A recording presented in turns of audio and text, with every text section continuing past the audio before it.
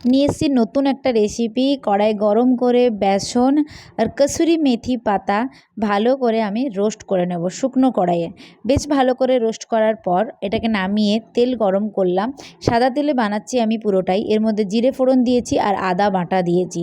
এরপর আমি লঙ্কার গুঁড়ো মানে কাশ্মীরি রেড চিলি পাউডার কালারের জন্য 1 চামচ ধনে গুঁড়ো, 1 চামচ জিরে গুঁড়ো ভালো করে কষিয়ে নিয়ে দিয়ে দেবো হলুদ পরিমাণ মতো।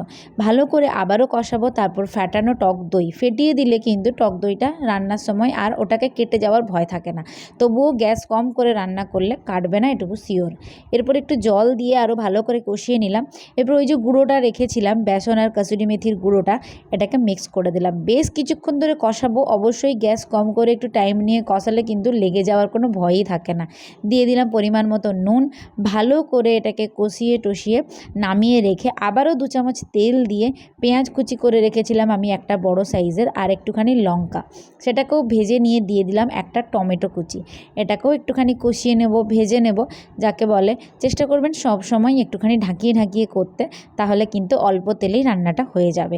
এরপর ওই যে আমি পুরো মশলাটা তৈরি করে রেখেছিলাম, সেই মশলার পেস্টটাকে এখানে দিয়ে দিলাম। মানে ওটাকে নর্মালি পেস্ট হিসেবেই আসছে।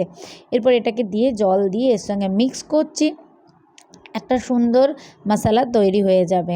কি বানাচ্ছি এখনও বুঝতেই পারছেন না, তাই তো? হ্যাঁ, আসছে, মেন ইনগ্রিডিয়েন্টস এসে গেছে, পনির।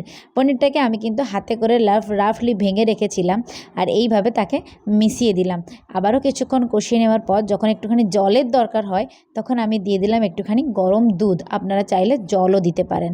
আরও বেশ কিছুক্ষণ ফুটিয়ে নাড়িয়ে চাড়িয়ে একটুখানি গরম মশলা, একটুখানি ধনে পাতার কুচি যদি থাকে, আমার কাছে একটু ফ্রেশ ক্রিম বেঁচে ছিল, ভাবলাম দেখতে ভালো লাগবে তাই দিলাম। আর কালারটাও বেশ একটু পনিরের কালারটার মতোই থাকবে, সাদা সাদা টাইপের, ওই জন্য দিয়েছি। আর ওপর থেকে একটা পনিরের কিউবকে আমি গ্রেট করে দিয়েছি, দেখতে ভালো লাগবে বলে। ইয়েস, এটা হচ্ছে পনির ভর্তা। যখন তাড়াতাড়ি কিছু রান্না করতে হবে আর বাড়িতে বিশেষ কিছু থাকে না, অল্প একটু পনির থাকে, তখন একবার বানিয়ে দেখুন, আর রুটি পরোটার সাথে দারুণ